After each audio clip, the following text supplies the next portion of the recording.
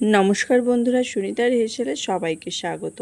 আজ আপনাদের সঙ্গে শেয়ার করব পনির বলের রেসিপি।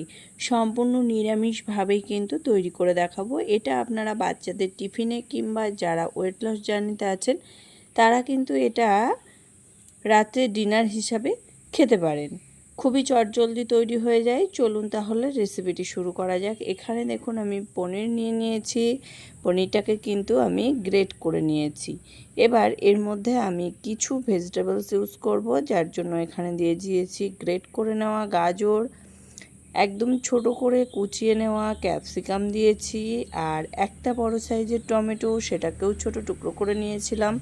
দিয়ে দিয়েছি একটু আদা গ্রেট করে নিয়েছিলাম, আর স্বাদ অনুযায়ী কাঁচা লঙ্কা কুচি দিয়ে দিয়েছি। সমস্ত কিছু কিন্তু এখানে আমি যা যা ভেজিটেবলসগুলো ইউজ করেছি সব কিছুই দিয়ে দিয়েছি। এবার এর মধ্যে দিয়ে দেবো স্বাদ অনুযায়ী লবণ, আর দিয়ে দেবো হলুদ গুঁড়ো, আর একটু লঙ্কার গুঁড়ো দিয়ে দেবো স্বাদ অনুযায়ী একটু চিনি।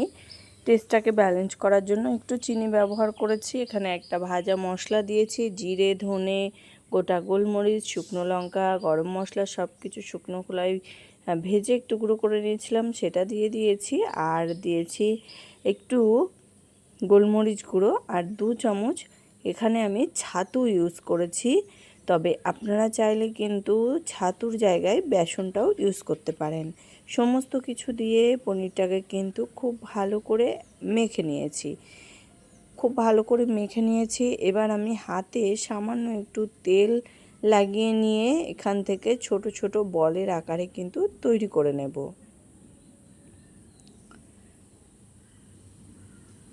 এই রকমভাবেই কিন্তু আমি খুব বেশি বড় কিংবা খুব বেশি ছোট নয়, মাঝারি সাইজেরই বলগুলোকে বানিয়ে নিয়েছি। এখানে আমার সমস্ত পনিরের বলগুলো বানিয়ে নেওয়া হয়ে গেছে। এবার এগুলোকে ভেজে নেব।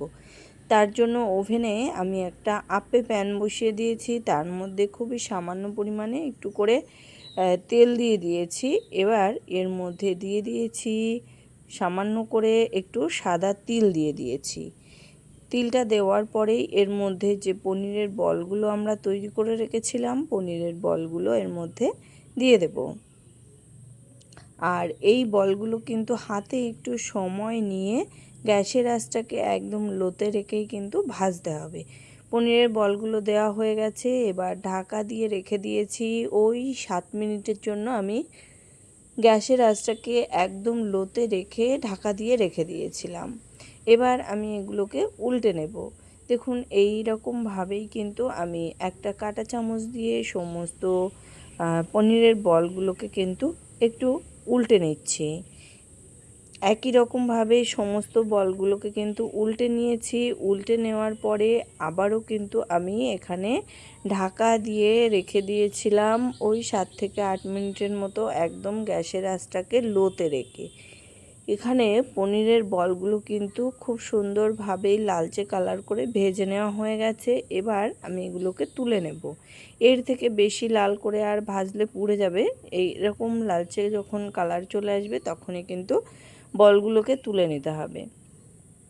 তাহলে বন্ধুরা দেখলেন কত সহজেই কিন্তু এই পনির বল তৈরি করে নেওয়া যায়। এটা আপনারা বাচ্চাদের টিফিনে কিংবা যারা ওয়েট লস জার্নিতে আছেন তারা কিন্তু রাতের ডিনারে এরকম পনির বল খুব সহজেই বানিয়ে নিতে পারেন। কেমন লাগলো অবশ্যই কিন্তু কমেন্ট করে জানাবেন। যদি ভালো লেগে থাকে তাহলে একটা লাইক করবেন, আর সাবস্ক্রাইব করে পাশে থাকার অনুরোধ রইল। আজকের মতো এই পর্যন্তই। আবার দেখা হবে নতুন কোনো রেসিপি নিয়ে। ভালো থাকবেন, সুস্থ থাকবেন। ধন্যবাদ।